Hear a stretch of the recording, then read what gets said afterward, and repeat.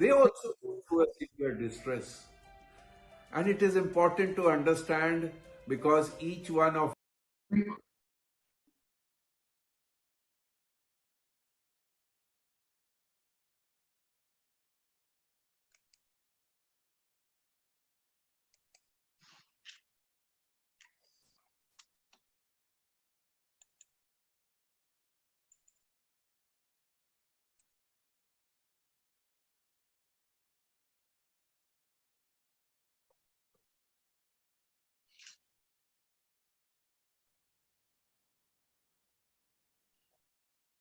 Hello, Dr. Chhabra. Priyanka here. Hi, Priyanka. Hi, Swati. Hi, Rima. We'll start now, right?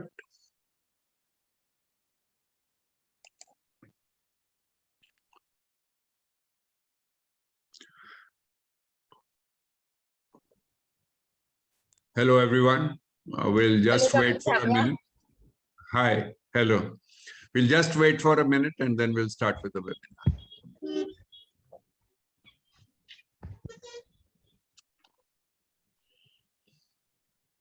So as we wait to get started, I would request all our friends who have joined us for this webinar to please keep their devices on mute. If you have any questions, you could type your questions in the chat box and we'll get back to you subsequently. At the end of the webinar, we will also have an opportunity for those who have joined us on Zoom to ask the questions directly to the panelists. So a request to everyone to kindly keep their devices on mute.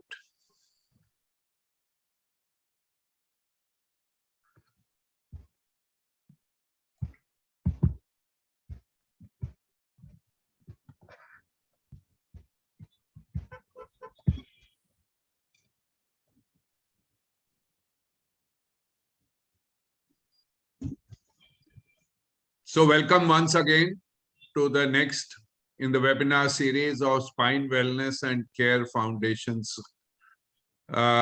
awareness programs. Today, we are going to discuss on a very important topic, caregiving, respect, resilience, and realism. I would want to begin by thanking all of you who have joined us today.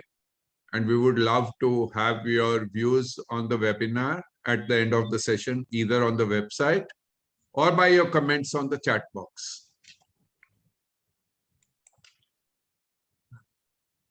Today's topic is important because at some point or the other, every human will assume role of a caregiver or a care receiver.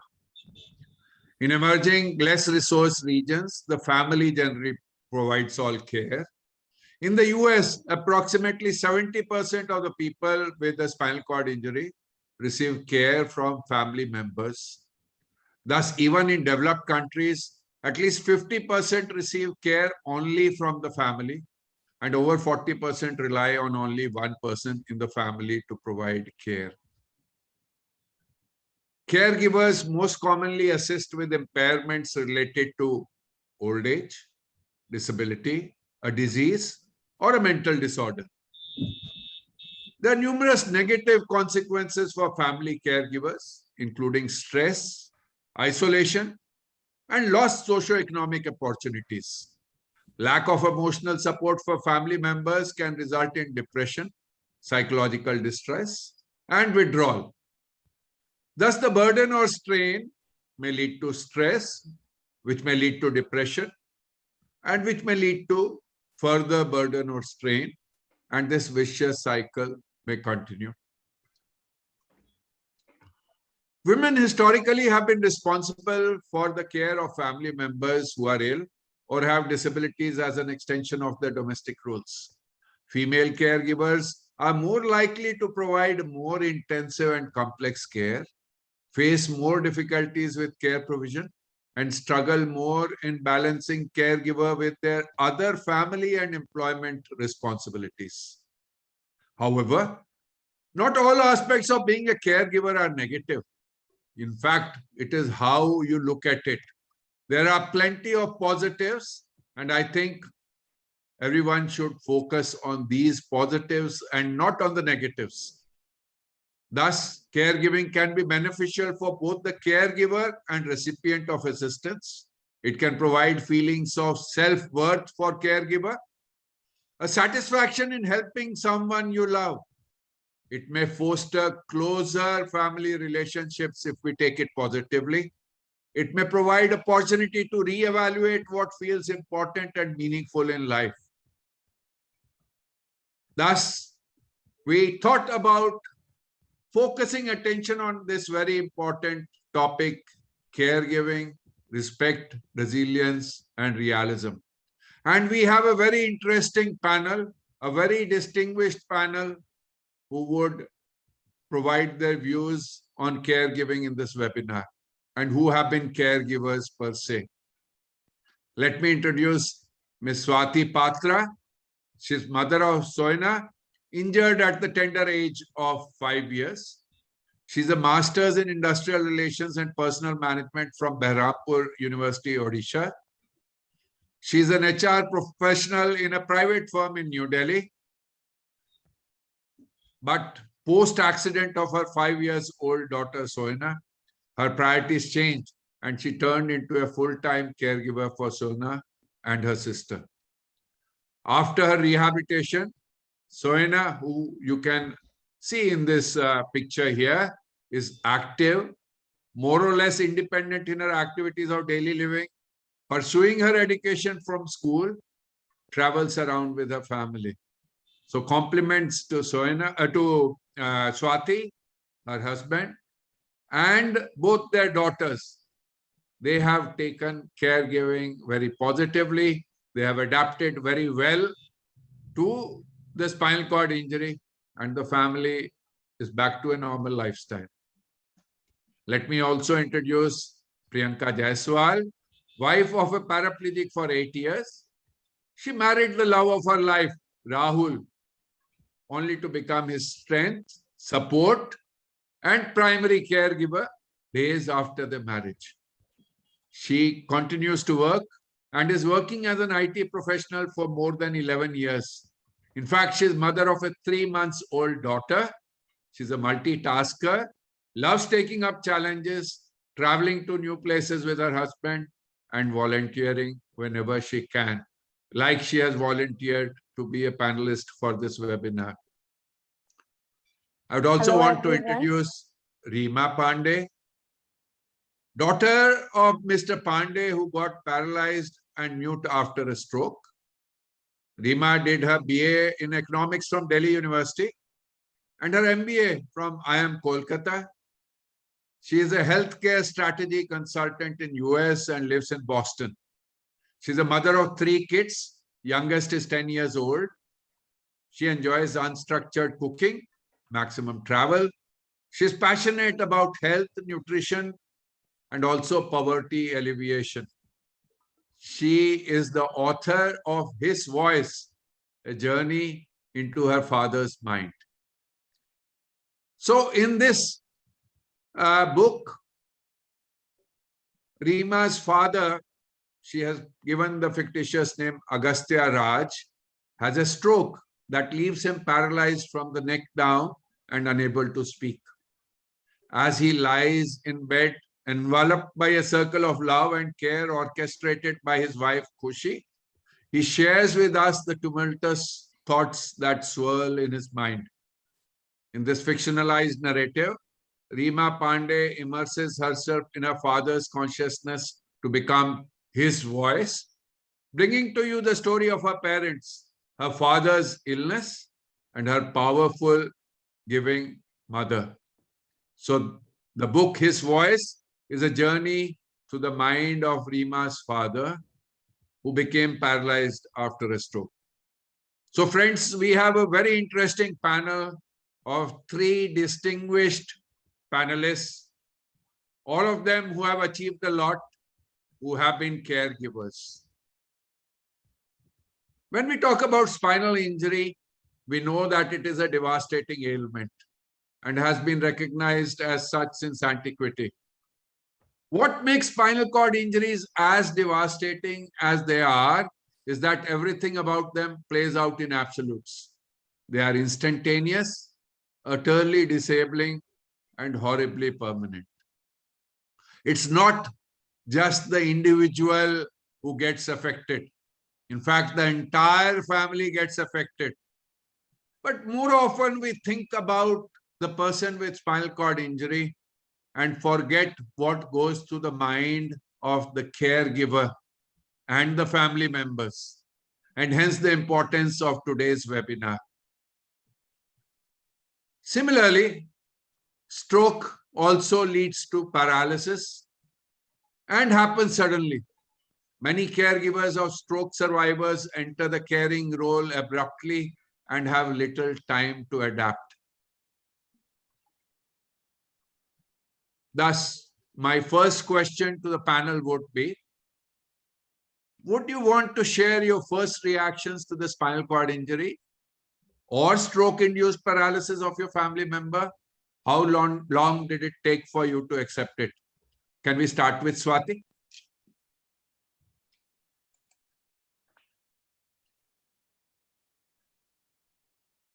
Hello. Yeah, Good Swati. evening, Dr. Chhabra. Please go ahead. Good evening. Thank you for the lovely introduction. My pleasure. You are lovely, and the introduction had to be lovely. I think you are far lovelier than the introduction. Thank you so much, sir. The first reaction, when we came to know, we met with an accident, and as doctors told, that your daughter became paraplegic. She is paralyzed down from spine, down from T3 level, waist level. Our world became standstill. We were unable to accept that what happened to our daughter. It took time for us to accept. It happened to a small child. Gradually, we accepted the fact, and in the initial stage, we did lot of things. We explored all such possibilities, what all the treatments and all. But unfortunately, we accepted the fact this is the condition, and we have to go with this.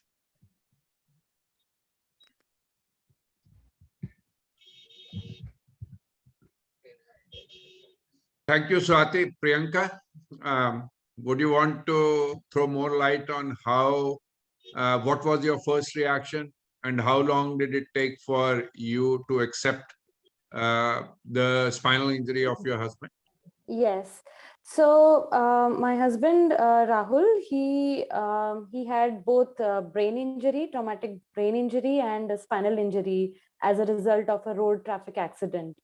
So first of all, he was unconscious for about a month, and then we were told by the doctors that he is comatose. So for us, this was something that we had always heard in movies and serials, that a person who goes in coma hardly comes back or has memory loss and all. So this was very new for all of us. Nobody in our family, so our family consists of many doctors. My father is a doctor, my sister-in-law and her whole family consists of many doctors. So none of us had personally experienced a close one going into coma. So this was really very shocking and very surprising, as in every day it was like, we don't know what will happen next day, because the prognosis by the doctors was like, just wait and watch. We can't tell, when the person is going to, start awakening. So we started going over internet and studying how these things, how these things go forward. So each and every day was very, very, very difficult to, pass, I would say. When we were told about it paralysis by the doctor was very crisp and clearly, he mentioned that he will never walk again. He will never stand. So I don't know. This was, of course, sad, but this thing I think I could quickly accept and move on. But this head injury. So because, paralysis, we have been hearing, there have been some people around me, in my past, that I know that, paralysis people, they are wheelchair bound, they don't stand or walk. So I quickly accepted this, and I had to plan for the next steps. Again, being a daughter of a doctor,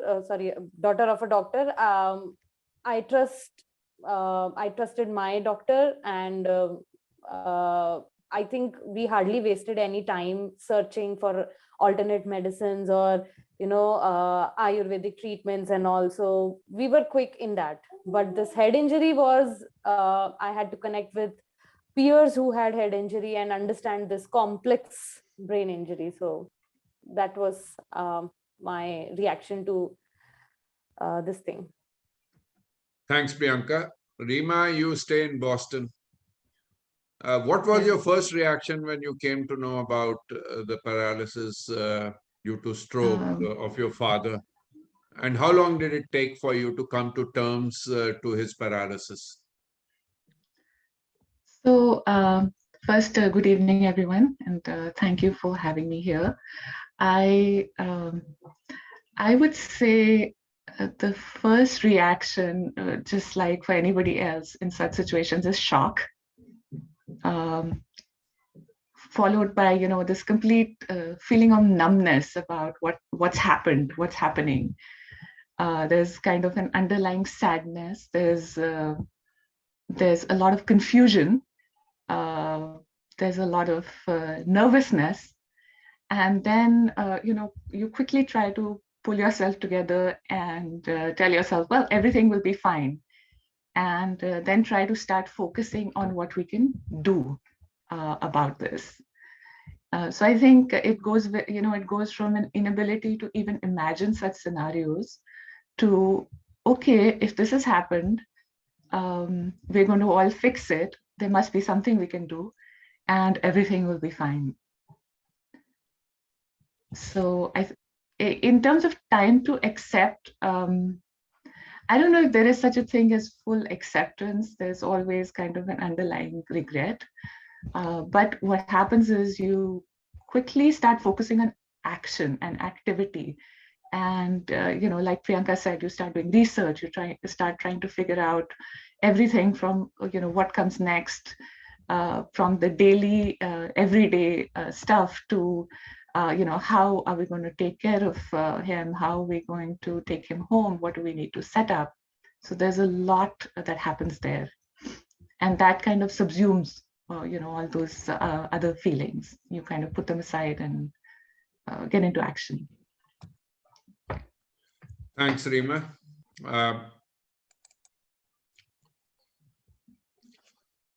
Now, we know that caregivers are responsible for the physical care and emotional support of someone who no longer can care for himself or herself due to the illness, injury, or disability. Some of the important roles that caregivers may play include caretaker, navigator, communicator, listener, or advocate.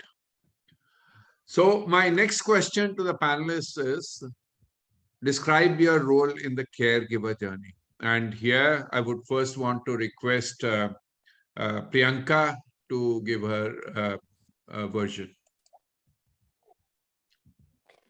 Yeah, so I was working. I was working in an IT firm back then in 2014 when the accident happened. In fact, when the accident happened, I was on an overseas assignment. I was not in India, so I had to travel back and immediately, start conversing with the doctors, start coming on my toes and just planning next steps. Both our families were there, and we had to just like a team start working on this project. So I took a break from my work for about 7 months. This included, 3 months of rehab and initial 1.5 months of treatment, which included, getting Rahul off the ventilator and getting his spine fixation done, the surgery. And later on, after the rehab, we took time to settle down in our own house, and we made some modifications with respect to accessibility, so that it makes him feel more comfortable and more confident inside the house. So it took all 7 months for for us to do all of this. Again, since I'm his wife, I've been his primary caregiver since beginning. Right from understanding. So during the rehab, we had the rehab done in ISIC, and the team there, they nicely explains and trains the primary caregiver also. So because we have to go back and have a life at home where no nurses and ward boys are going to be there. So I got, I would say, pretty trained there in hospital, and right from there, managing the medical supplies, making sure that he's emotionally stable, because there are times when people break down no matter how strong you are. So here I would add, my husband Rahul has always been very strong emotionally, mentally. So that was an added advantage, I would say, because in such cases the family spends a lot of time supporting the care seeker, and they have to wipe their own tears and support the care seeker. But here I think we didn't have to do that ever, I would say, in the beginning. Later on, when you go back to your house, and when that the rehab is over, now life is back to normal, and you have to start your daily activities and all, what will happen to your job, what will happen after 10 years, or what will happen after 20 years. So there are times when he also breaks down. So that emotional support I have been always offering. To ease this out, we ensure that he mixes up with people, and he socializes from time to time. We have a very good circle of friends. Family, of course, is here. One important step we took, I mean, I would include this as a caregiving journey only. My whole family decided to move here in our city, Pune, permanently. So that also established one more strong support system for both of us. So yeah, this was my caregiving journey. We both Thank used to, yeah. I'm sorry, No, no, just please go adding ahead. one Please more go ahead. point.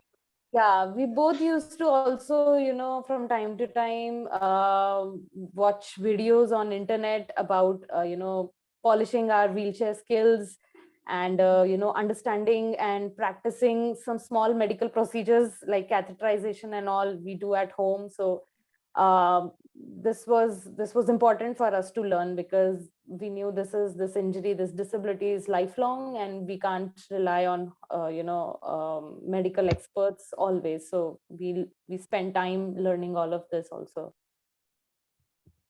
So thank you, Priyanka. They say you can achieve anything with the power of the mind. And we are glad to know that Rahul was able to come to terms very quickly, and that would definitely have contributed to good outcomes in Rahul because of the power of his mind. Right? Swati, was your role in the caregiving journey any different from what Priyanka has spelled out? Yes, sir. My role is little bit different. As my daughter was very young, she was just 5 years old, and with spinal cord injury, she got some lung injury also. So for that, she has to undergo tracheostomy. She was on ventilator for 1 month. So unfortunately, we are unable to decannulate her tracheostomy tube. So for that reason, I have to be completely with her. So my role was a little bit different from others. I think so. I have to be with her 24/7. In the initial stage, she was very young. She was not allowing anyone else in the hospital, even in the ICU. Even me or my husband has to be with her. And gradually we overcome that period, and now she became independent on her own. So not only did you have the caregiver's role, you also played the role of probably like a allied health professional, doing the suctioning and taking care of the pulmonary rehab of Soina. So Yes, sir. that's, I think that's a very big role. And in India, we often train the attendants because resources are limited. So under the Patna model of spinal cord injury, the caregivers are trained to be able to help in the management of spinal cord injuries, which is so complicated. So thanks for your views, right? Uh, Rima, I think we may say that you were like a secondary caregiver, supporting your mother, who was the primary caregiver. And they have spelled out various ways to navigate secondary caregiving, right? Get specific about your role, offer support, get specific about your offers to help. If support isn't wanted, don't take it personally. Choose language carefully during disagreements. Take care of yourself too. Of course, that's true for a primary caregiver also. So, could you let us know what was your role as a secondary caregiver? Yeah, sure. So my mother was the primary caregiver, supported by family, friends, mainly her siblings. Since I live in the US, I travel back and forth a lot. During the 2 years, my father lived after the stroke. So I spent a lot of time in Delhi, pretty much taking a few weeks off every couple of months to be there. Now, my role as a secondary caregiver, one is, of course, helping with planning. I would say that was one of the things I tried to do. Second, assisting when I was there. And most importantly, trying to be a support for the primary caregiver, which I think is critical. Like you said, you help as you can without imposing your own views, because it's extremely important that the primary caregiver feels empowered and confident. Um, Besides that, I think I was also the research assistant. I spent a lot of time, just reading about his condition, medications, possible approaches, exploring clinical trial opportunities, which unfortunately I didn't find any for his condition. And not sure how much it was useful. Sometimes we just do things to feel better, and we do them just in case something comes up, because there's always this hope that something will happen and we'll find a solution. So that's how I would describe my role. And we could also say you were a long distance caregiver. You also enumerated that you had to keep traveling to Delhi and back. So, Yeah. did that have any impact on your role of secondary caregiving, or were you able to adapt and say use telephone calls and Zoom calls, etc., to help your mother, the primary caregiver? Yeah, we didn't have Zoom then. This was a few years back. Right. But I definitely, when I traveled back and forth and then when I was here in Boston, I called every day, talked to my father every day when I was driving to work in the morning here. So it would be evening time there, and he would be, in his wheelchair at that point after, the evening tea. And so I talked to him, and then I would follow up with a short conversation with my mother, just saying, okay, so how did he react? How's he doing?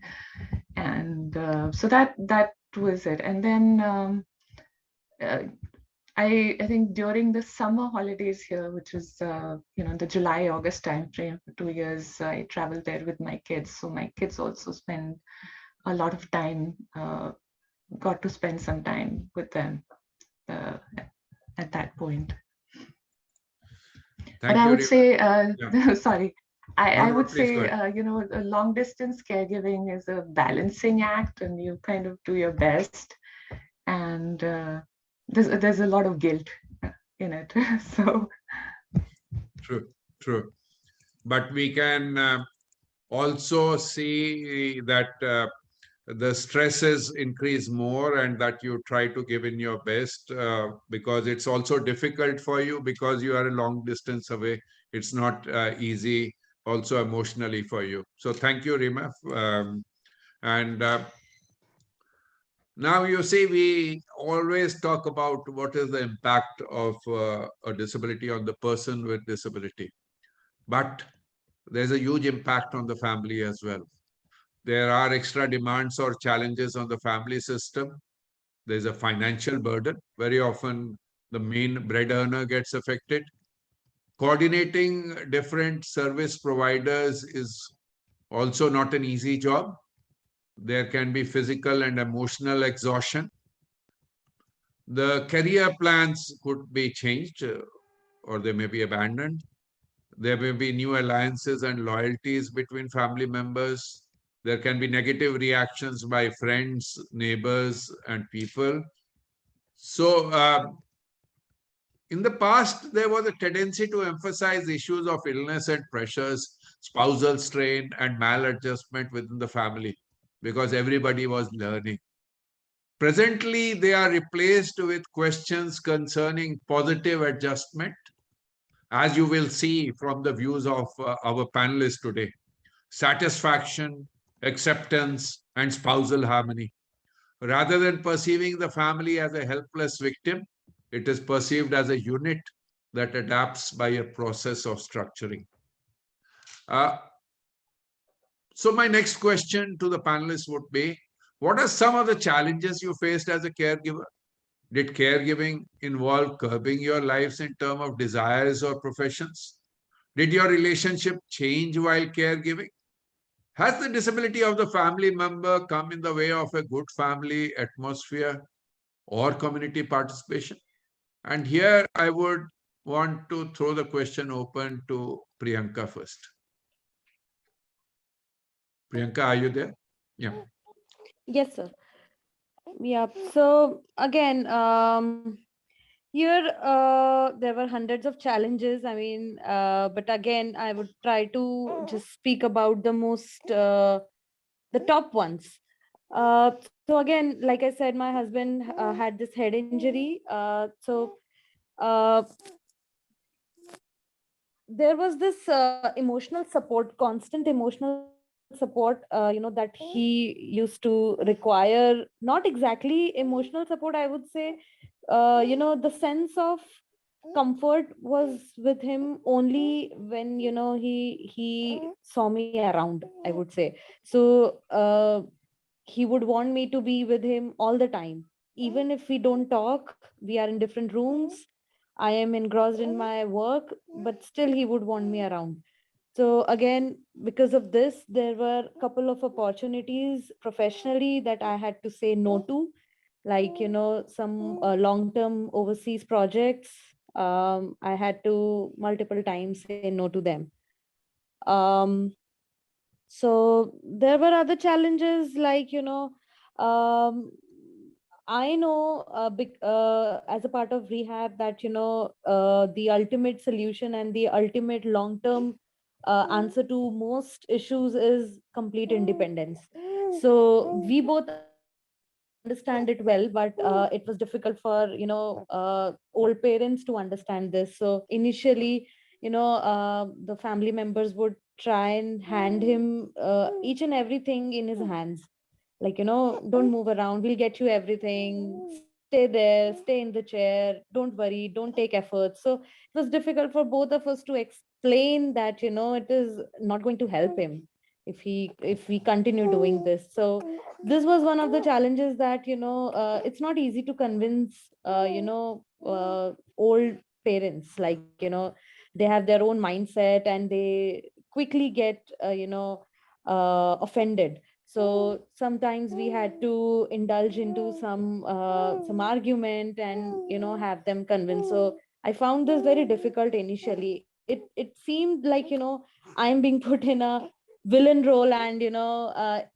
rest everybody in the family cares about him, like that. So that was one major challenge that many people would face initially. And The other very important challenge was his aggression. So because of head injury, a person loses his balance, mental balance at times. In fact, very often. So in the beginning, it was like multiple times a day we had to face his aggression. He would be a little violent sometimes. He would use abusive language in the beginning. So as a caregiver, you have to do your homework before such instances happen, and you have to be prepared how to face, how to handle them, not take them personally, because the person himself is in great pain, and the person himself is struggling to accept his own new self, new personality. So this was very challenging. I would get tears sometimes, but I'll quickly wipe and just control him at that point. And then later on we would discuss what happened. We used to we used to reflect what happened, and we used to understand, and how should we handle such situation going forward. So we used to discuss like that. So these were challenging things as a caregiver, because each and every day I had to face all of this.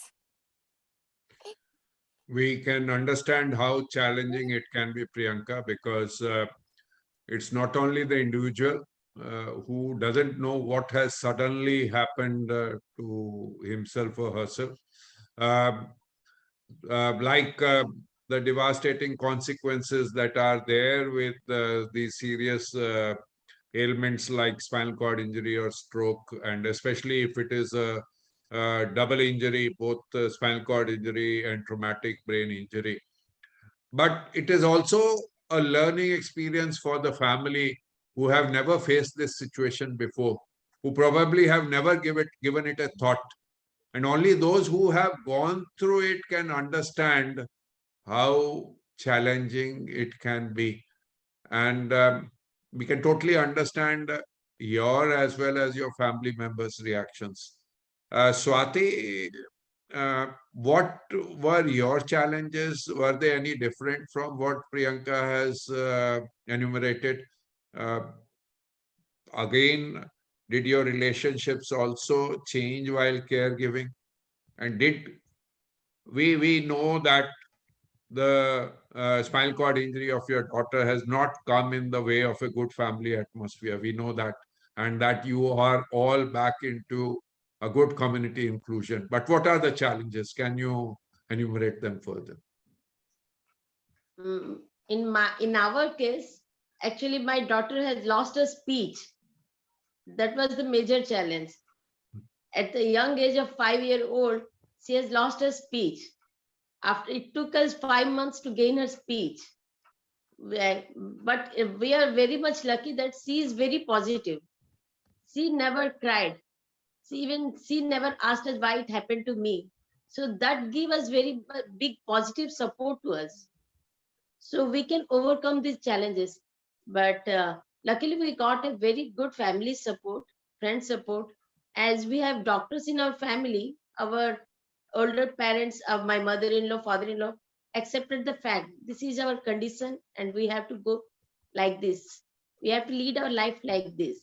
So we have accepted the fact, and no doubt when we made some compromises, but as we accepted that this is the life and we have to lead the life like this, so we have accepted and we started our leading our life in this way only. Uh, we can understand how difficult it is, right? Age is not something which comes into consideration when somebody has such a major injury. But we can imagine what goes through the minds of the parents when a child of 5 gets this injury. And we can only admire your courage, your and that of your husband's courage in having taken up this challenge, caught the devil by the horns, and come back to a normal lifestyle. Compliments to you and your husband, Swati. And of course, compliments to both your daughters who played their role very well, right? So thank you. Thank you. Now, Reema, you have partially answered this question. I would still want to put it across to you. You were a long distance caregiver, which brings in a host of unique challenges, which may be different from that of primary caregiving per se. The geographic separation seems to exacerbate the stresses for caregivers, as we discussed about. So, were your challenges different, both with respect to long distance caregiving and a secondary caregiver? How did you manage your responsibilities? Was caregiver guilt a constant companion? You said you had guilt, but do you have anything else to add to what you have already mentioned? Yes. So first, just for a minute, I'd like to take the primary caregiver perspective. In this situation, in my father's case, since he was paralyzed neck down, it's very difficult to move him. So anytime you had to move him, and I'm going to talk about physical, mental, and emotional really quickly. So anytime you have to move someone like that, it's an event that requires thinking, planning, and at least two strong, able-bodied people to make a single transfer. And for the primary caregiver, in this case, my mother, that in itself becomes a major practical issue. The fact that she couldn't move him independently. And, she would periodically try. And I think those efforts took a toll on her physically. So there's, physical impact on the primary caregiver sometimes. Mentally, I think it's really the mental load is the constant worrying. It's constant worrying, thinking, planning, medications, doctor visits, mobility for the patient, for yourself, for the household, for other family members, visitors. So there's no mental downtime. And as you had mentioned earlier, the caregiver often becomes the main advocate. Especially in this situation, my father had completely lost his speech. So everything was about interpreting his emotions. And being that advocate creates an additional responsibility and mental load. And I think that mental load is really enhanced when the patient is someone you previously shared your mental load with, like a spouse. And emotionally, what I saw was constant anxiety, like grief and sorrow that can't always be fully expressed, and loneliness. And there is this pressure to stay strong and happy. There's this pressure to keep the patient's emotions positive, and that can be exhausting.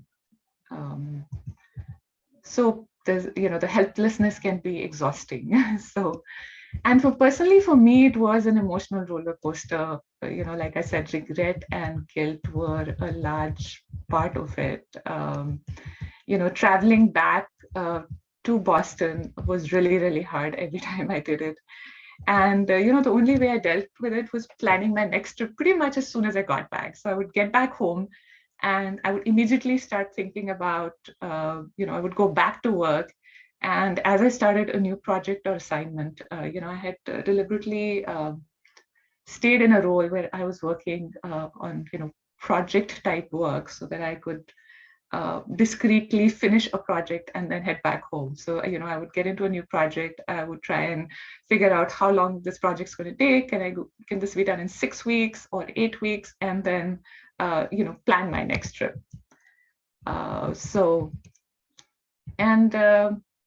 The long distance part, again, I think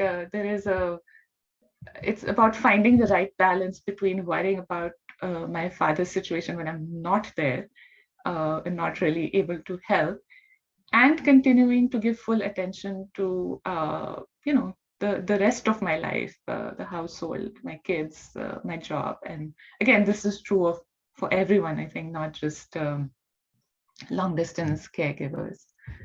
But I think I was able to create some level of balance and do whatever I did, mainly because I had the support system And ironically, I would say my mother continued to be my strongest support system, even though she was the primary caregiver, mainly leading by example. The way she handled things kind of pushed me to be strong.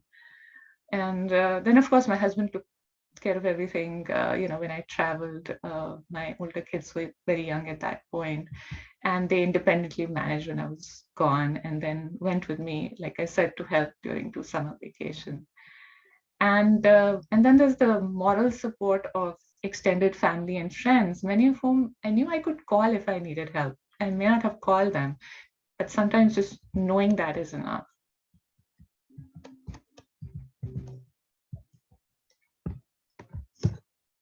Thank you, Rima. I think you also touched upon the emotional roller coaster that your mother went through and yourself also. I think the challenges are more when you are away from the person who has the stroke or the injury or the disability, because there's that sense of helplessness of not being able to contribute, and that guilt that you talked about. And I think one needs to struggle more to overcome the stressors which get added. As such, it is a huge trauma for everyone. But if you can't be there, I think it's, as you talked about, it's a huge guilt that comes into everyone's mind. I just saw a message. Can someone translate in Hindi? मैं आपको बोलना चाहूंगा कि हम हिंदी में भी जरूर ये करेंगे एक एपिसोड, ताकि जो हिंदी समझ सकते हैं उन्हें उन तक भी हम पहुंच सके, और भारतीय होते हुए ये हमारा एक तरह से कर्तव्य भी है कि हम हिंदी में भी कर सकें। तो कुछ कुछ 1-2 महीने के लिए चाहे वेट करें, हम आप सबको जरूर हिंदी में भी हम ये हमारे पैनलिस्ट की बात आप तक पहुंचाएंगे। Now, individuals do not provide caregiving in isolation from the other roles and responsibilities in their lives, right? They are spouses or partners, parents or employees or business owners or community members. So their personal lives intersect with caregiving in different ways at different times. Under ideal circumstances, the caregiver is able to balance the responsibilities and rewards of competing roles and their caregiving responsibilities. But look, can anybody say that a spinal cord injury or stroke is an ideal circumstance? Definitely not. As you adapt or adjust to the disability of your loved one, you can create ideal circumstances, but not immediately. So my next question to the panelists would be, how do you balance your other roles? And how did you balance your other roles during the acute stage? How do you do it now, along with caregiving? And here, could we ask Priyanka to take this question first?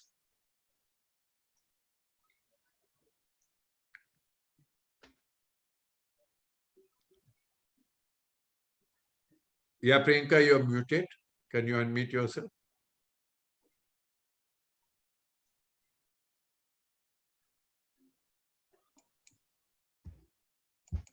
Priyanka, are you there? Yeah. Yes. Right. So I will repeat the question. How do you balance? Yeah. So again, yeah. Please go on. Please go ahead. Yep. So I think balancing multiple roles. So I am a wife, I am a daughter-in-law, and I am daughter as well. My parents look at me every single day here. They are here. They want to see me happy. So I think each and every day I have to play all the roles all together. It is possible only because of a support system, I would say. And the strongest support system is our family and friends. So among them, my mother-in-law, she has been staying with us from like initial days. My job is here in Pune, and my husband's family is in a different city.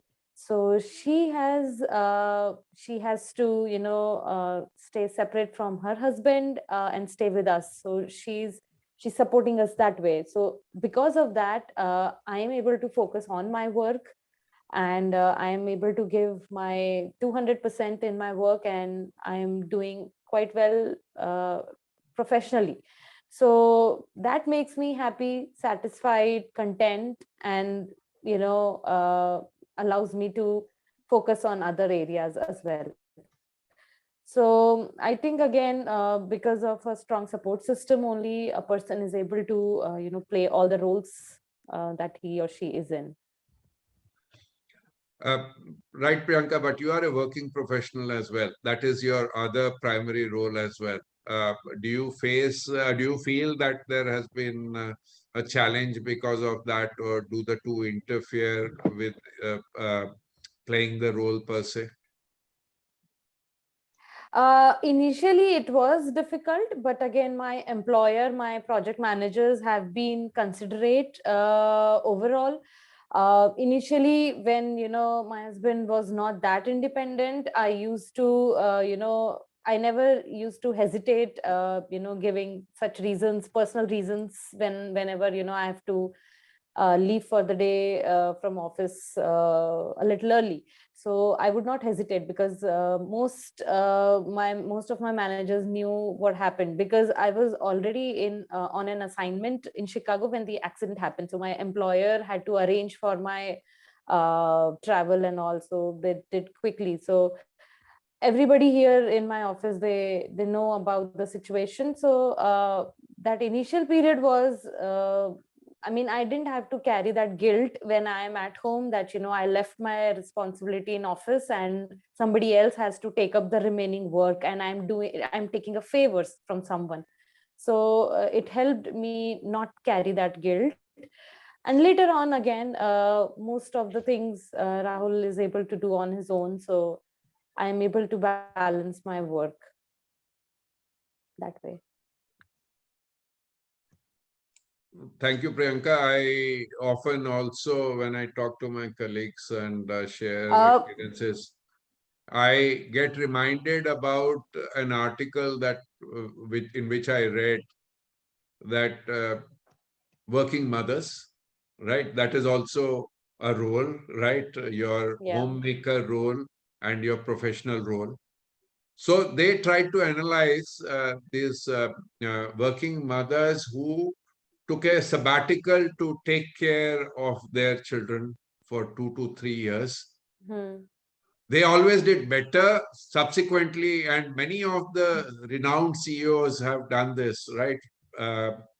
Because that feeling in guilt is not there. They become empowered, as we talked about the positives of caregiving, caring for someone you love, and for having devoted time to them, appropriate time to them, and then they can engage themselves in their profession better. So what you talked about also reminded me about all working women who have to play, again, a dual responsibility. Not only dual, I think they have multiple responsibilities, and hats off to all of you for playing this so well.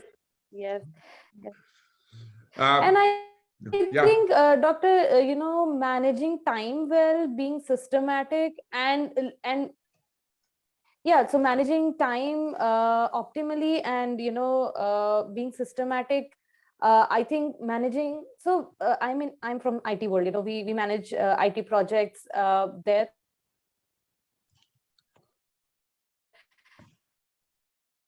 And whatever I have learned from whatever I have learned to implement in my personal life as well. So it helps being systematic and, you know,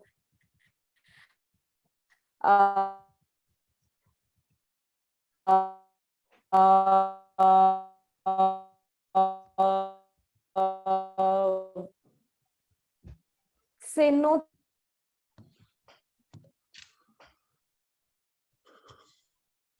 we seem to be losing Priyanka in between. So we will put that question to Swati. Swati, what are your views? Do you have anything else to add to what Priyanka has mentioned? How do you balance your other roles, that of a wife, that of your mom to the other sibling? Swati? In this regard, as a role of a wife is not that difficult, as we both are parents to a young girl, so we both share the same thing. So, as you have already told, the role of a multitasker, I have elderly parents at my home. My mother-in-law and father-in-law were very old, and I have to take care of them also. Beside this, I have one younger daughter, and we face little bit. We have struggled in her case. She has developed ADS. As we spent lot of time with Siona, my elder one, so she faced the ADS, attention deficit. So this was a major challenge for us to how to balance balance both the kids, balance between both the kids. Gradually, we have overcome that, as we have to go for a treatment for 2 to 3 months. As I have told you, she has lung injury also. For a treatment, we have to go to Vellore, and we have to leave my younger one at my place. So in this situation, we face little bit challenges in this case. But gradually, everything is solved. Now we are living we can say that a normal life. Yeah, I'm sure you would all have emerged very strong after having accepted the challenge and come out stronger after it. So, thanks, Swati. We can understand how difficult it is to be a mother of two young children and manage them well, and also be a homemaker. And then, if one child has a spinal cord injury, uh, it is really a gigantic challenge. But I think hats off to the important roles that you play, and that to balance it so well. Rima, you also partially touched upon it, but did you also face any challenge in balancing your roles? And how did you go about accepting the challenge and coming out of it strongly? No, I think I mentioned kind of the support I got from my workplace, my Right. spouse, my kids, and everyone around me. So nothing else to add really at this point. So you can't do it alone. I think it is a very strong support system, and we'll come to that question subsequently onto that. So we move on then, and we know that several studies have highlighted concerns that caregivers have regarding the physical aspects of care, such as enhancing mobility. Um, Rima talked about that, preventing falls and assisting while bathing and toileting, especially persons with major paralysis per se. Many caregivers feel inadequately prepared to face the emotional and physical challenges of caring for someone with a disability. There's enough evidence in the literature on the need for emotional support for caregivers. Caregivers, no matter what personality, need support and respite from care to be successful in their efforts. So my next questions to the panelists would be, what is your physical, mental, and emotional support system? Before I request Swati to address this question, I see that a few people have been raising their hands. I'd only want to mention, please bear with us for a few more minutes. Let's come to the end of this discussion, and we will involve all participants in the discussion per se. So, Swati, would you want to answer to this query on your physical, mental, and emotional support system? In any But caregiving says the physical, mental, and the family. I think the family is the biggest support. Whether if your spouse, your parents, and besides your even your extended family, even from the employers will also.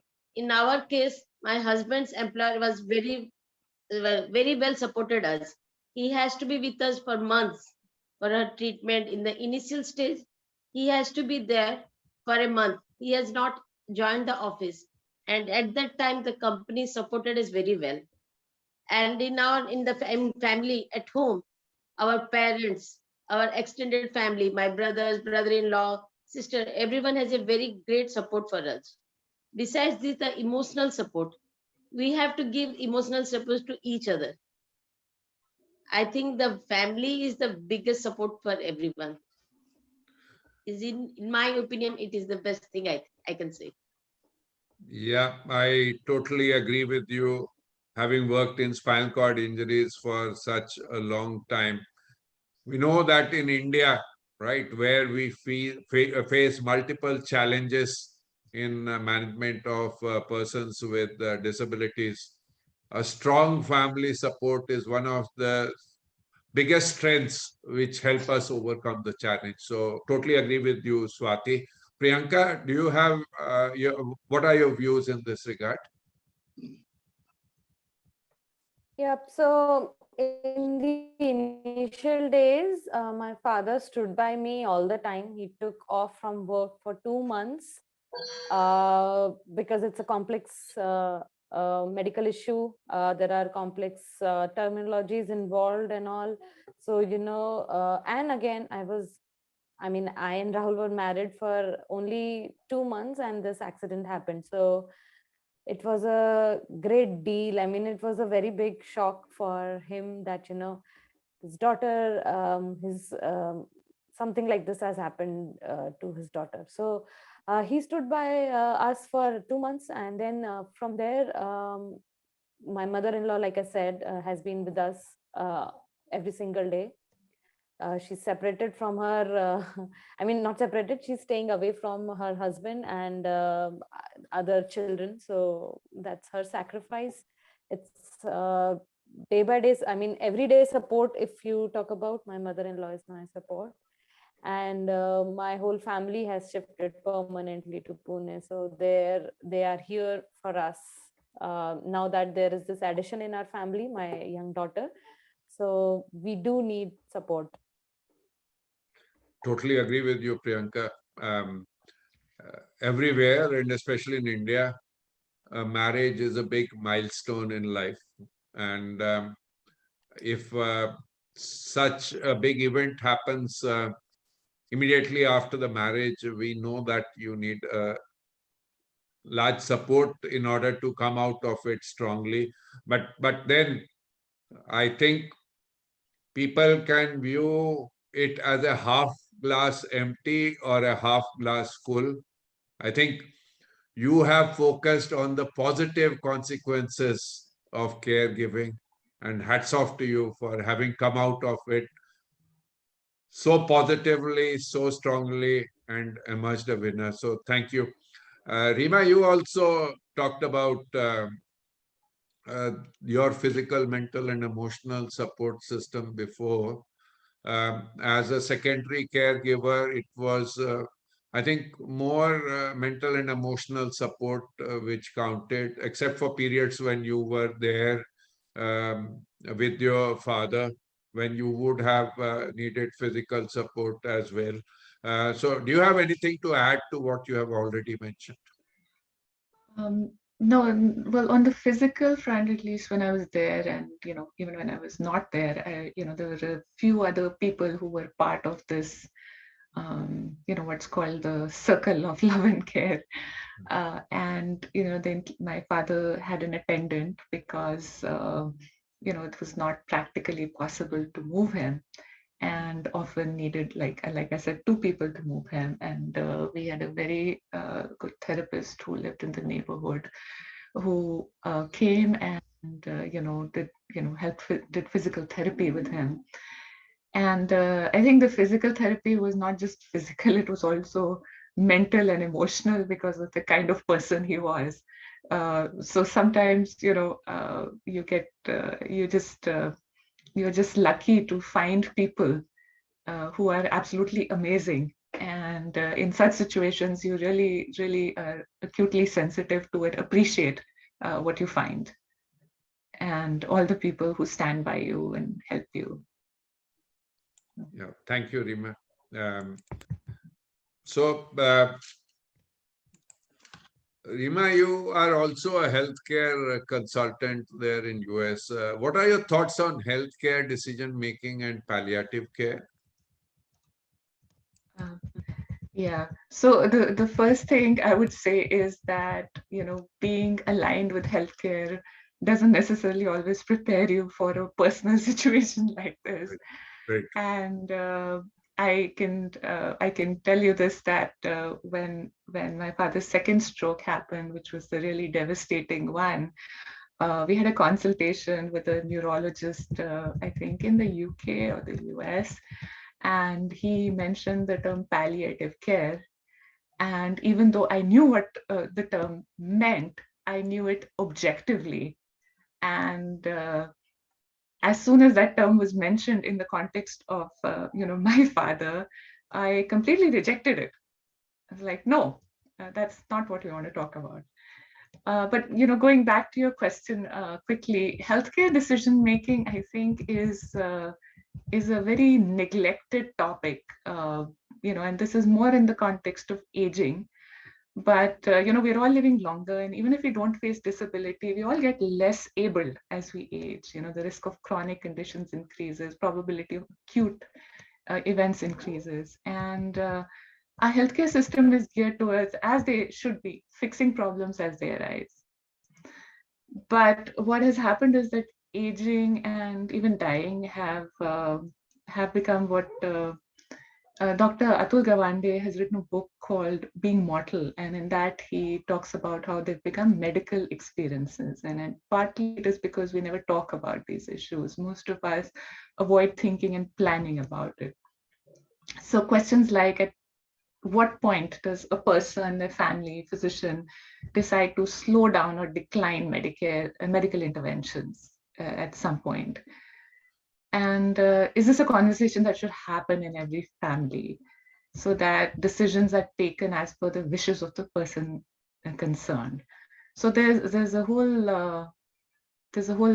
lot of momentum around healthcare decision making and what's called advanced planning and the Conversation Project here in the US. And it is really to pull people out of their comfort zone on this and address something that is a reality in life.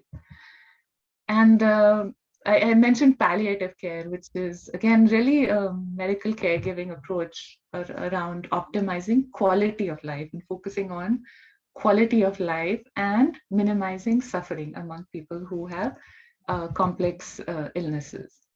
And it's a term that's often misunderstood. Even here, it carries connotations of giving up, not trying, being helpless, pessimistic.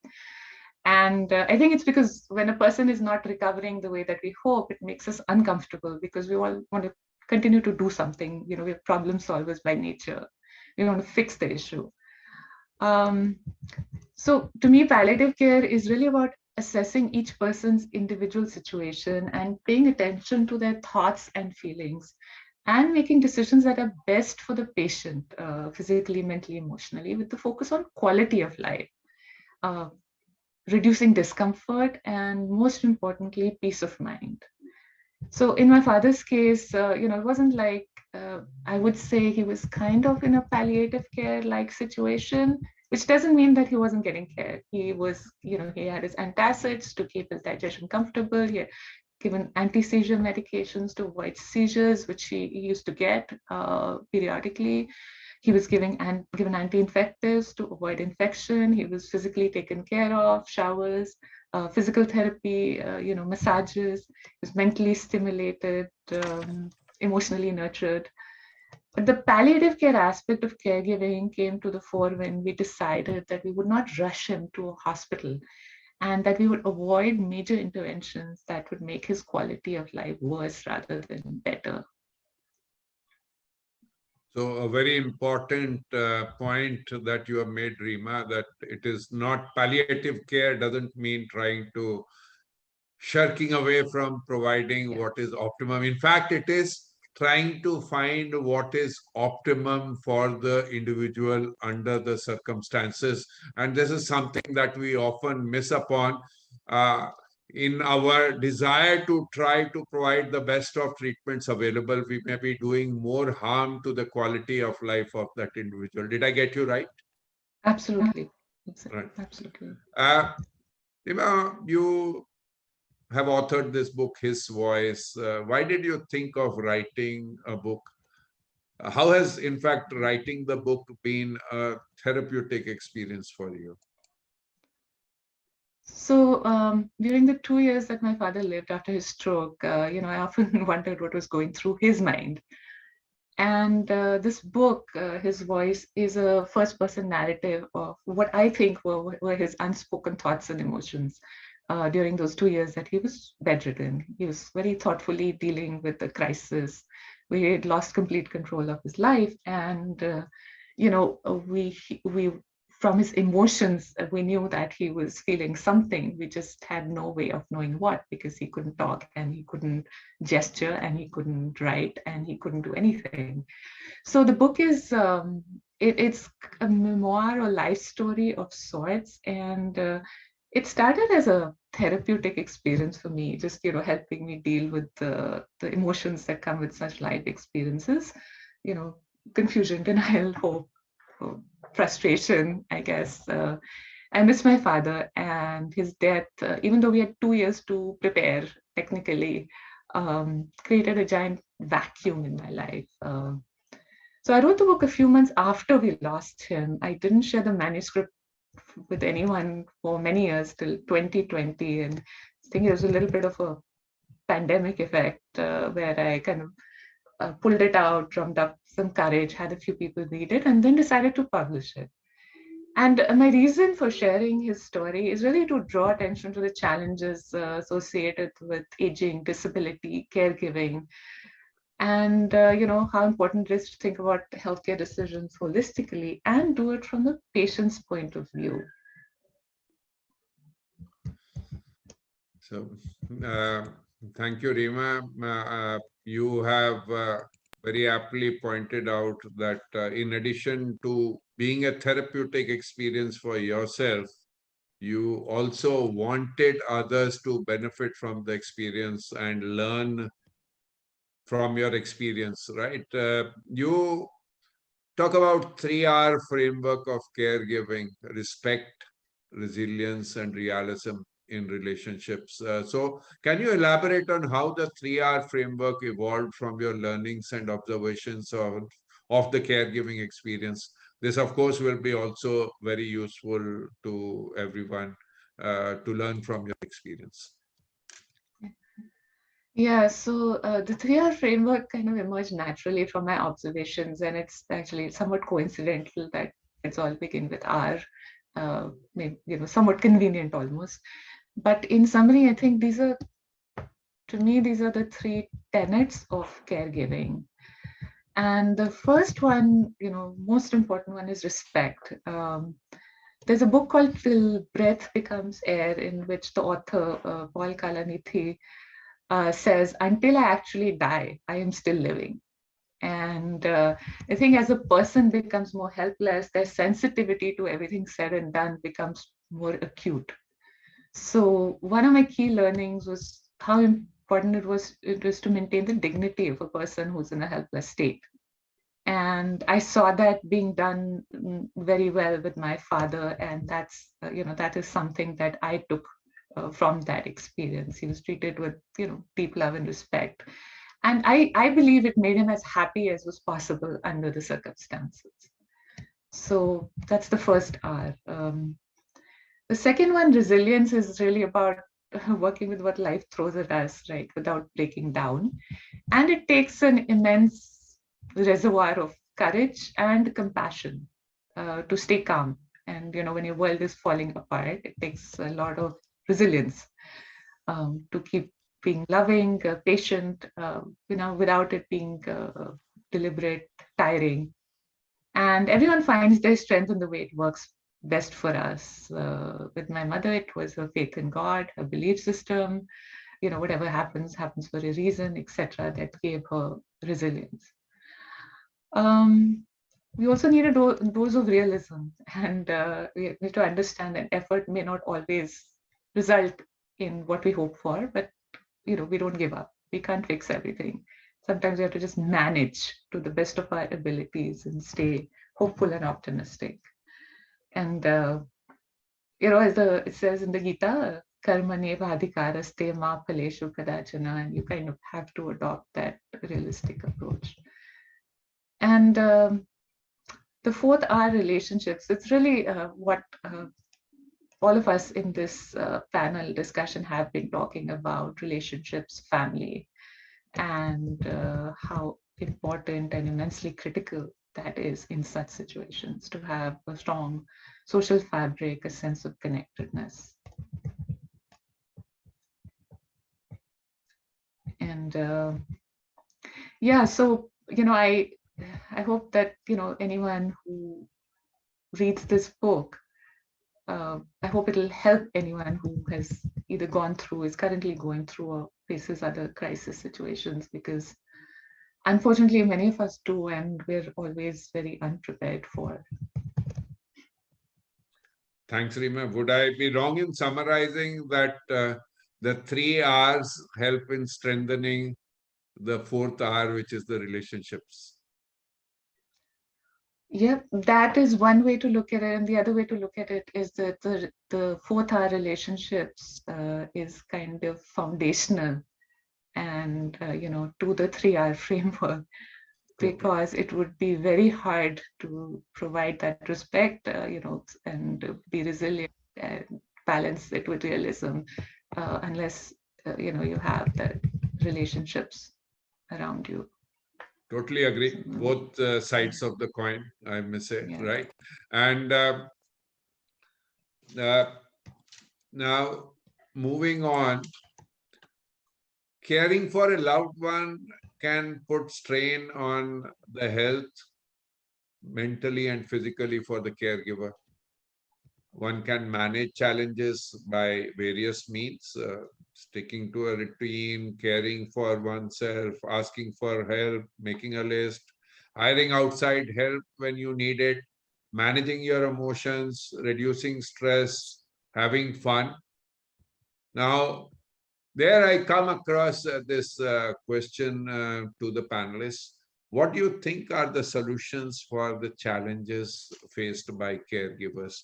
So I would want to put this question to Swati first.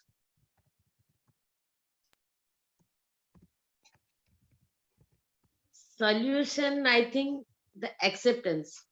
The caregiver has to accept it.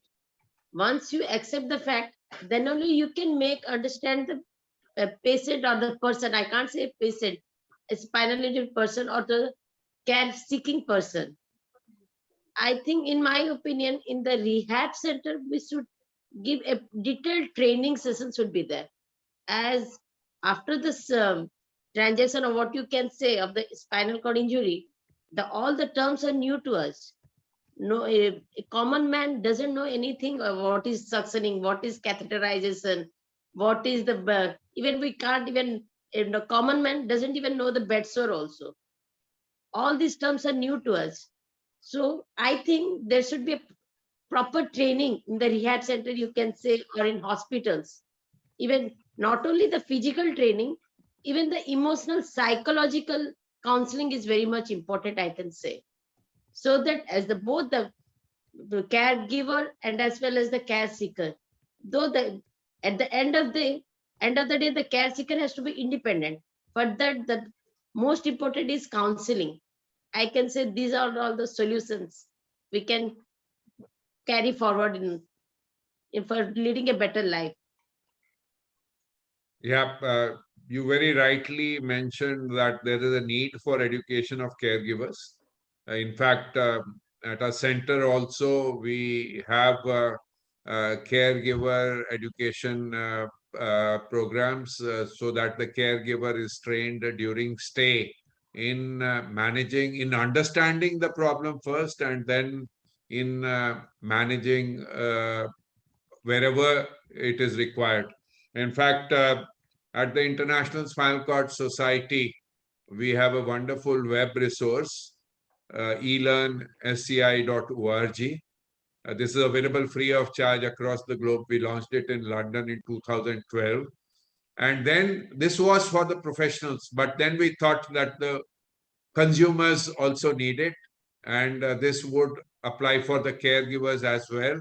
So there we have launched some modules of this consumer module, but the remaining should be launched the coming year in Vancouver. So you have touched upon a very important point and totally agree with you. Priyanka, do you have anything to add on the solutions for the challenges faced by caregivers other than what Swati has mentioned? Priyanka, you're muted. Yeah. Yeah, so most things, yeah. So most things you have already listed on the presentation. I think one important solution from my experience, I can say that, we have from time to time got help from peers.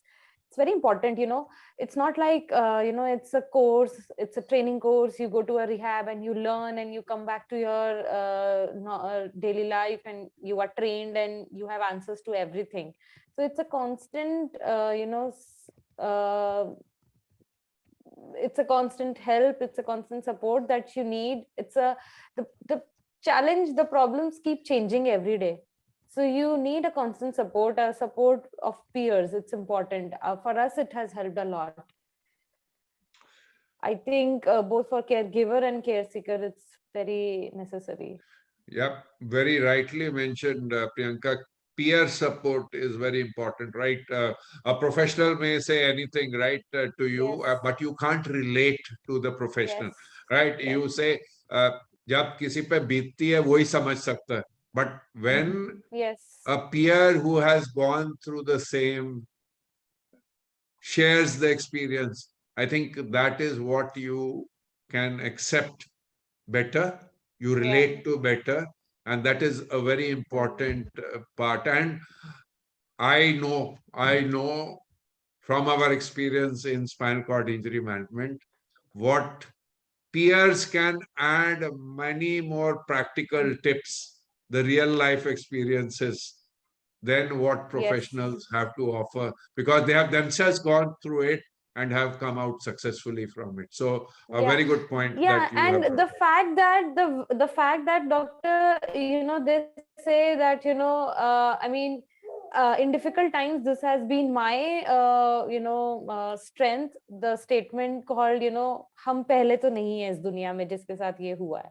So this fact is also, evident that, a peer group has immense, they have immense knowledge, experience, and they have all the jugards that may not be mentioned in books. So peer group is important. Oh, very, very important point.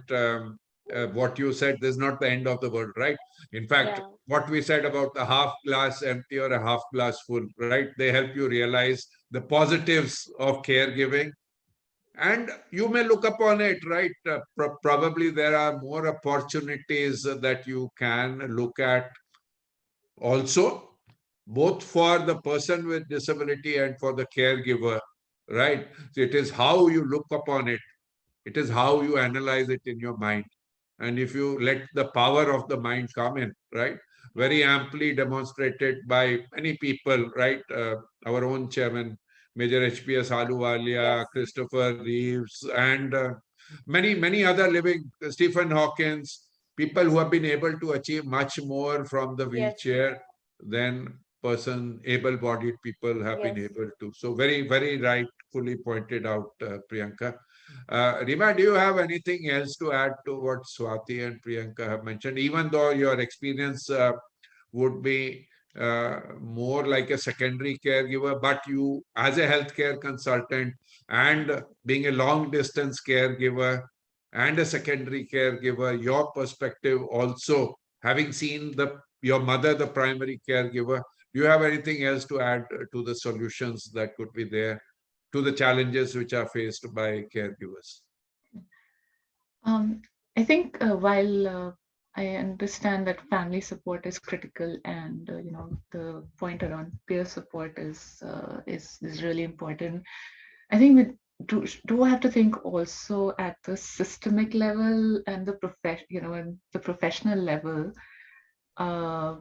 It is important that we have a good system and availability of trained professional caregivers, home care personnel, attendants, clinical and non-clinical, who can pitch in and support people in such situations. And I think that is a challenge also at another level, how we build that out.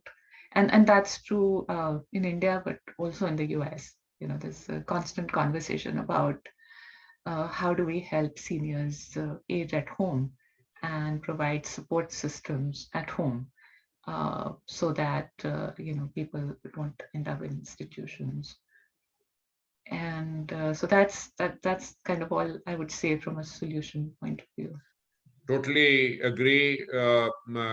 This perspective is also very important. How does the system support you? How do you, like in other countries, the government also provides caregivers so that you can fulfill your other responsibilities also, and fulfill your responsibilities towards yourself also, because otherwise there will be a caregiver burnout. So that is also a very important perspective. From what you have pointed out, I would also want to ask this question to the panelists. One-liners, please. We are running out of time, but it is an important question. You've been involved as primary or secondary caregivers, right? But then there are hired caregivers, right?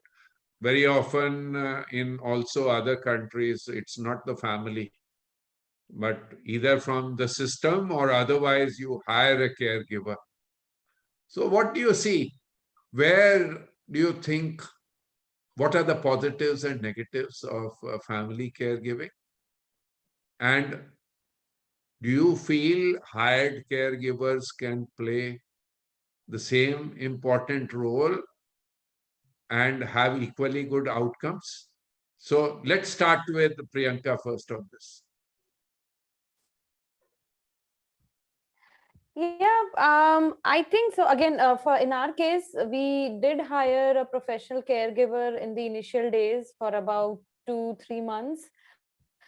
At that point of time, we would look at him as an expert and rely his experience and his expertise. Later on, again, we never needed a professional caregiver. So please excuse the background. No. We can totally understand your other role as a mother. So please, you don't need to ask for excuse. Right? So, but again, I have known of peers who. Sorry. Yeah, please go ahead. Please go ahead. Please go ahead, Prem. Yeah. So again, in some cases where the family member cannot be available, I think the professional caregiver plays a very important role. It's a personal connect, I think, that sometimes gets established between the care seeker and the caregiver, and he then replaces the family member. And very often you can have both get involved, right? So that they can provide appropriate care. Swati, what are your thoughts on this? As for my daughter, we have not hired any professional caregivers, but for my mother-in-law, we have hired a caregiver. As unfortunately, during that period only, my mother-in-law was also bedridden. So we have hired professional caregivers for her. I can't blame everyone. It is a personal attachment.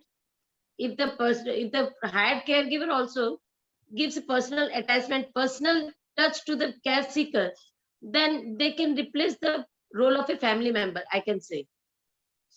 Thank you, Swati. Rima, your thoughts on this? I think when you're talking about situations where the professional caregiver replaces a family member, I think what happens in most cases is professional caregivers are brought in to supplement the family caregiver and support in areas, it could be certain expertise like catheterization we talked about. It could be, the physical mobility. It could be other support that the family member, depending on the patient situation, is unable to provide. So I think even when there's a professional caregiver, 100%, it is always, pretty much always, even here, under the supervision of a family member. I have never, rarely seen situations where there's a professional caregiver who's fully in charge making decisions. I think a professional caregiver usually has a support role. It can be a large role, it can be a small role, but it is an execution role, not a decision-making role in almost all situations. Thank you, Rima.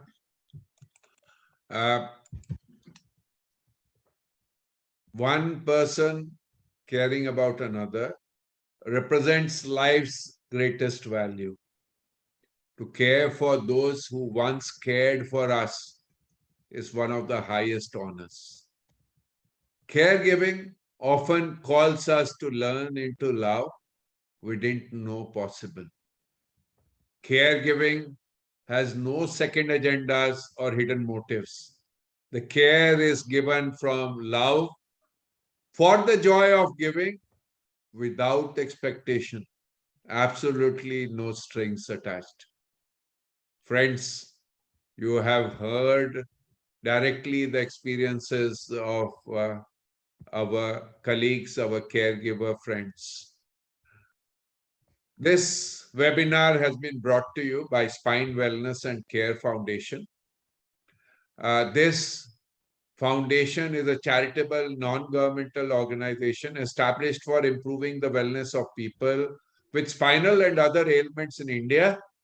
We reach and serve persons affected with spine-related ailments, medically and socially, to help them lead better lives.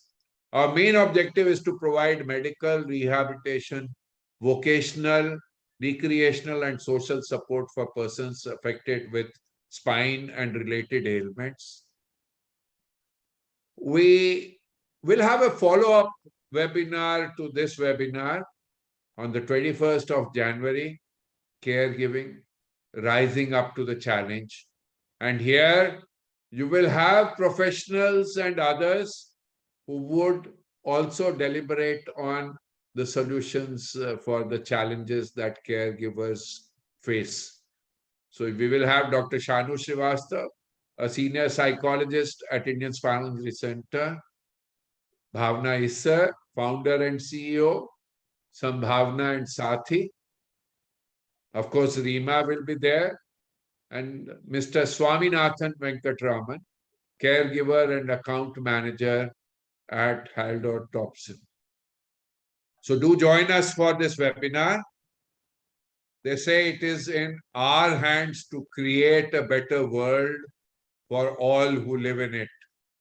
Come, join hands to improve spine wellness and care and to alleviate the burden of spine and other diseases. We thank you for your patience.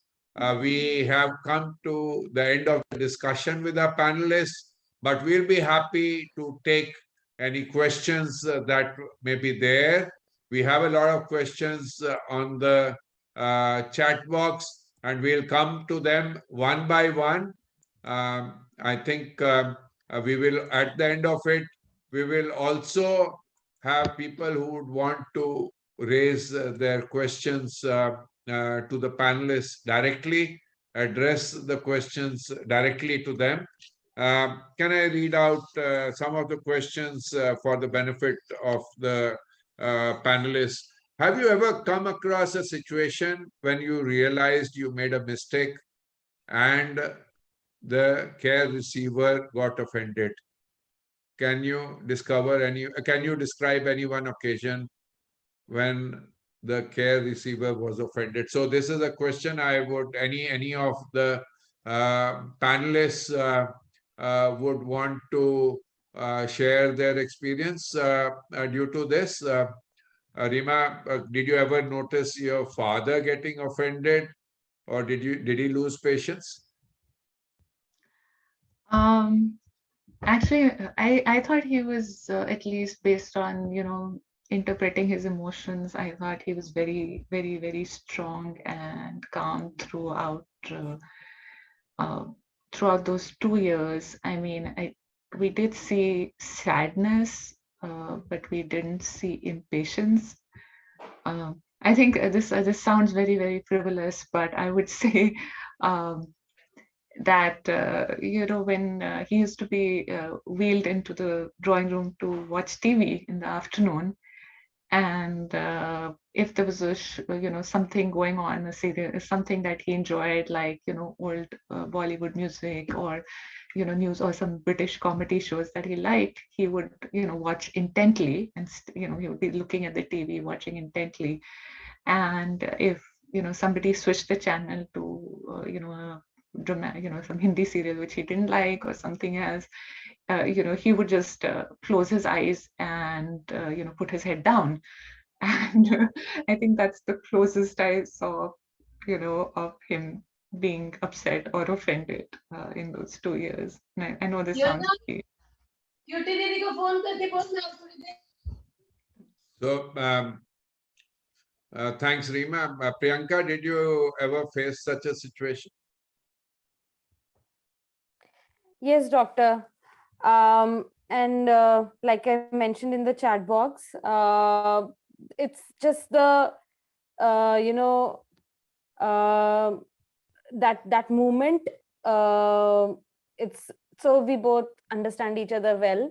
So if such incidents happen, we know that it's just that moment which we can ignore easily. So we both have a very good understanding that way. So such incidents have happened, but we don't pay a lot of heed to such incidents. Swati, did you face any situation where your daughter got offended?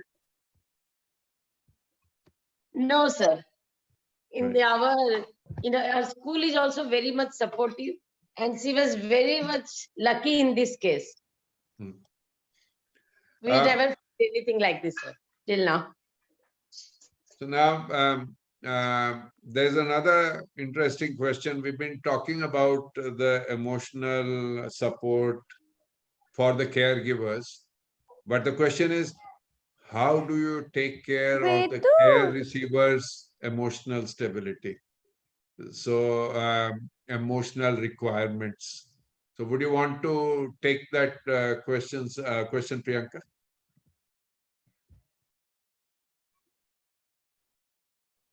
Yes, sir. So yeah, it's true that the caregivers also need care. The people around the caregivers are there. People who have to take care of all the aspects, like the emotional support also. So there have been incidents where I as a caregiver may have broken down, but I think it's probably my personality that I don't sob over things for long, and I quickly move on. I think it's important to be sad and cry sometimes, but there is they say there is a sunrise every day happening, so just move on. I don't think that much. And did you ever feel that your husband needed emotional support, Priyanka?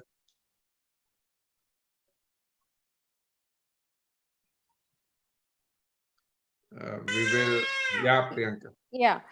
So yeah, he does, but we talk about it. We do address all the emotional issues, and we don't ignore I think, emotional concerns should not be ignored. You should not let them pile up, and you should address them.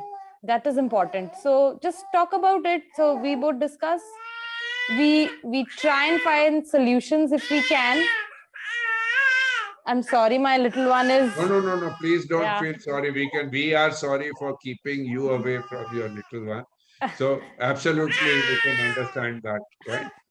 So, but yeah, you very rightly said. You see, in a multidisciplinary care which is provided for spinal cord injuries or stroke or any of these rehabilitation programs, a psychologist is a very important member of the team, and that's why in our next follow-up webinar, the psychologist will be there to discuss about emotional issues. It's a big trauma for the individual, for the whole family, and have them adapt to it, accept the challenge, and come out successfully is a very important part of life. So that Swati, did you have anything else to add about the emotional requirements of the person with spinal injury or stroke or other disabilities? Emotional support, I think now I'm facing that as my daughter is growing up. She was 5 at the time of accident, but now she has grown up. I think now the emotional, the psychological support is more. So now I'm facing a little bit challenge to make her accept the fact. Thanks, Swati. Brijesh जी चाहते हैं कि कुछ discussion Hindi में भी करवा दें, हम जरूर करवाएंगे। ब्रिजेश जी, एक अलग से हम पूरा एक वेबिनार करेंगे हिंदी में, ताकि जो लोग हिंदी समझते हैं, हिंदी ही समझते हैं, वो भी इस इम्पोर्टेंट टॉपिक से जुड़ सके। तो हम आपको जरूर इंफॉर्मेशन भेजेंगे जल्दी। अगर आपका कोई सवाल या कुछ आप शेयर करना चाहें तो जरूर अभी आप अनम्यूट करके बोल सकते हैं। Doctor Sanjay Wadhwa, who is a very esteemed colleague from All India Institute of Medical Sciences, has thanked all the panelists for expressing themselves and sharing their experiences. And he says it has been a very enriching and learning experience for him. Meanwhile, Abhaji had raised a question which I think has been addressed. How did you overcome emotional breakdowns, if any, during your periods of caregiving? But if any of the panelists have anything to add to what they have already mentioned, please come out and address this question from Abhaji. Swati, did you have any emotional? We are sure you are a human being, right? You would have had emotional breakdowns. How did you manage them during your periods of caregiving? And the real challenge is that you cannot weep outside. Whatever you may be weeping within, whatever goes through your mind, you can't break down in front of the care receiver, and that puts the biggest challenge for the caregiver. So how do you address this, Swati, and then Priyanka and Reema? Definitely, sir. We are also human beings. We have also the periods of emotional breakdowns. We cry a lot, but not in front of our daughter, as we have to be strong in front of her. She has a very big support to us in emotionally. She was so positive that by default we have to be positive in front of her. So this is my experience. Yeah, thank you, Swati. We can totally understand and relate to it. Priyanka and Reema and other caregivers who are here would be able to relate to it better. Priyanka, do you have anything to add to this?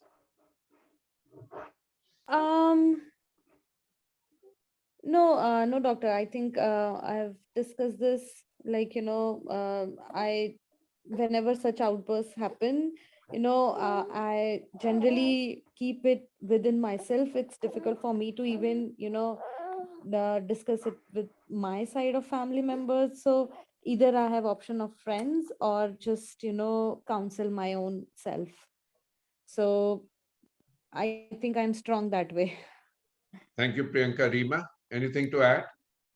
Um, yeah, I mean, as a secondary long distance caregiver, definitely had a lot of emotional, I would say, downs. I not necessarily outbursts, because most of them were internalized, and I actually felt very alone, uh, in those emotional situations.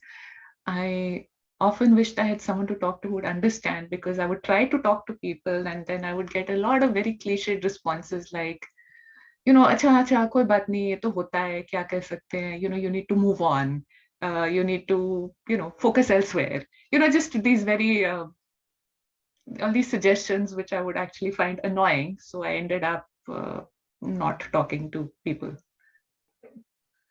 Yeah, you have to fight your own battle, right? And you Yes. have to come to terms to that. And fine, sharing does help in overcoming it, but it has to be the right kind of a person you can share with, who understands and you can relate with. So very important Yeah. point that you So brought. this goes back to the point Priyanka had made about peers. I think someone who has been through such situation can actually maybe relate better than other people who may be very close to you otherwise. Thank you, Rima. Dr. Komal Kamra also raises the same point. When you need to look happy, when you are not, you may be exhausted within, you may be emotionally burnt out within, but you still need to look happy. And this is the real challenge that everyone faces. There is another comment from Captain SB. He talks about the forced continued medical care due to legal and ethical and other reasons, which causes immense trauma to patients at end of life. And he very rightfully points out that very advanced medical directives, DNR and DNI, must be followed and accepted widely by doctors. So we also have faced this in our professional practice, and this is a real life scenario that we all face. I think Manjuji had raised her hand. If you are there, Manjuji, you can unmute yourself and put your point or question across. Are you there, Manjuji? Manjuji may have got disconnected in the meanwhile. Um, we have another question on whether Spine Wellness Care Foundation supports weaker sections of the society.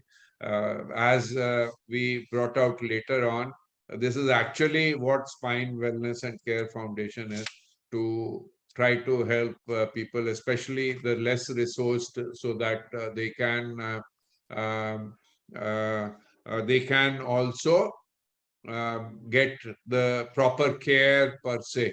So Natesh ji has raised a hand. Natesh ji, please go ahead and uh, put across your question or comment. Please, yeah, you are unmuted. Please go ahead. Yeah, thank you very much. I think Spine Wellness Care Foundation taking up the caregiver issues. It is a great job supporting the caregivers, emotional support. And I heard all positive about the caregivers who talked about their personal. They have been working with caregivers in Karnataka, all the family unpaid caregivers at the very weaker section of the society, not only the spinal cord, also with various other severe disabilities. We form a lot of emotional support groups at the village level to talk about their personal issues and working with the government for, because the caregiver itself is not recognized by the authorities. No, if they say, raise the question, who is this caregiver, where they come from?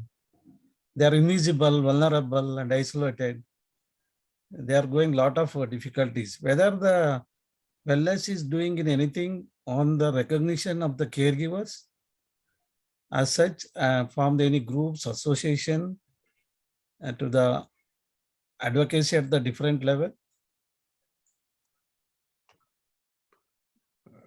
Come again, Nateshji, just one, come again once, what you said. You said you are working with the supporting the weaker section of the society. Right, In our, I have worked with the organization called Caregivers worldwide. right, right, We work with very closely with the very weaker section of the society. right, We form the emotional support groups at the village level. right, Where this, we had a survey, baseline survey, 86 to 90% of the caregivers are women. right, You know, women, they're facing a lot of difficulties, right, isolated, and these are all very BPL families, below poverty line families. right, They say we need financial support, we need the how to Right. manage disability management skills. right, So recreation alternative, there is no alternative care. right, Lot of stigma attached to the families. right, And government has not so far, there is a RPD Act, you might be aware, Rights of Person with Disability Act, Right. support to caregivers. right, As far as now, there is no support to caregivers. In that Right. line, Spine Wellness Care Foundation is doing something to recognize the caregiving service. No, but definitely with the we are government. there to help them per se, and we are not a foundation which has been there for a very long time per se, but we would be open. But we feel that rather than providing financial support only, we want to empower them such that they are able to make a continued living. So we could help them settle into any vocation through some seed money or through some other support per se. But we will look forward to, please feel free to write to us. If there are any such deserving people, we would be very happy to see how we could help them in this regard. One of the very important things which strikes me, which I recall, is that in many of the states, right, they came out with a plan. Rather than giving money directly to people, they would give, for example, a goat or a cow or some means through which they could have a continuous source of income and support the family, rather than a one-time financial aid which you don't know where it will go. So we would totally be there to empower them and support them. Please do write to us, and we will definitely be very willing to see how we could support. Right? Yeah, we are in the empowering process only. Right. We have the approach groups, health Right. service, and alternative care, talking about their education, training, and employment, and advocacy. Advocacy part I'm talking about. In that line, spine wellness is any interface with the government? That's will what I'm asking. definitely- It's very Yeah, much we- very Yeah, much sure, required sure. emotional support. Definitely, we will help. We can liaise together and let the voice reach the Yeah. government. In fact, recently we have been working a lot in injury prevention. And Mm. for the first time in India, we had an injury prevention week, which was held under the aegis of the Directorate General of Health Services. And the Spine Wellness and Care Foundation was part of this injury prevention week with many other societies. We also have been working on similar other grounds in trying to help the government with injury prevention initiatives, which were the recommendations of a workshop which were there in 2018. So do write to me and we can personally discuss and take this forward, right? Rather than we have an audience waiting here also. So we'll be happy to engage with you. Thank you, sir. Thank you very Right. much. Right. Thank you, So- sir. Thank you. Thank you. Thank you. So I think we don't have any other questions. If there are any questions from the audience, we'll take one last or two questions. I would want to point out that this webinar has been organized not only by the Spine Wellness and Care Foundation, but also this has been held with the Spinal Foundation, and the Spinal Foundation is a foundation of the consumers. So Dr. Komal Kamra, who is representing here the Spinal Foundation. Dr. Komal, do you have any last minute remarks on this topic? I'm quite happy that we could collaborate and do something like this, a topic which usually when we talk about spinal cord injury, or for that matter, brain strokes, etc., we talk about bladder, bowel, skin, etc. We usually put this on the backbench. So I'm thankful that you took this up as a topic, and not just one time, but twice, next month also. There are going to be there are a lot more layers to the emotional stress. And I think I will give you some of those layers. I want to thank Reema, Priyanka and Swati in whatever they've shared today. And I know that there is a lot more to be shared. One small remark, it's quite late for many people here. And I don't know, Reema, what time zone you are in, I don't know. What's important is that the crux of everyone said that family is a big support. Yes, family is a big support. Peers are support, whatever. Sometimes family can also be a breaking factor. And it does not happen only in the lower segments. It happens in very, very high flying people, where slowly they will come and say, why don't you leave each other? This, I don't know whether Priyanka ever faced, but at least I know through years of peer counseling that many people, women especially, face this, that the in-laws will come and say, let the man get married again. The man will take care of the person who comes into the family, will take care of you as well as the children and the family and the household, in a way trying to ease you out. So this is something which should be addressed in the next webinar. Definitely, Dr. Komal, we will address that definitely. And I bring a different perspective to the family support.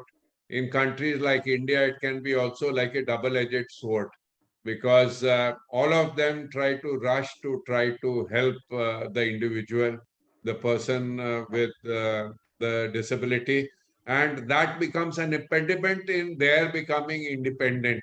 So it's like a double-edged sword where you try to get the right balance. And the strong family support in India, right, of course, is a strength, a strong point, but we need to balance it well.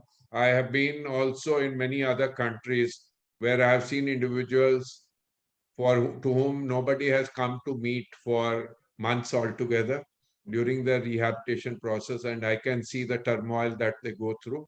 So very important point that you have brought through.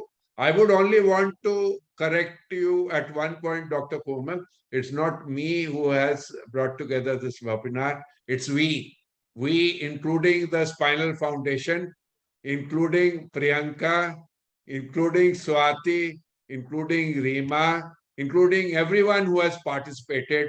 And this becomes very important when we work for